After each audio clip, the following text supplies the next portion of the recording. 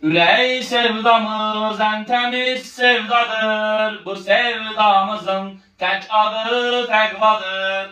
Bizim davamız haqq olan davadır. Sonu zəfərdir, səbr elə, səbr elə. Sonu zəfərdir, səbr elə, səbr elə. Oxu Qur'anın tövbəni icrasını, dilə Rəbbinin təkcə rizasını. Cənnəti istəyirsənsə əgər, unutman gərək dünya sevdasını. Unutman gərək dünya sevdasını.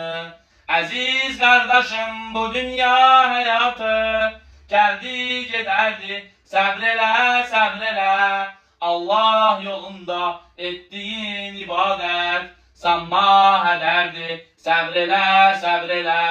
Sanma hədərdir, səbr elə, səbr elə.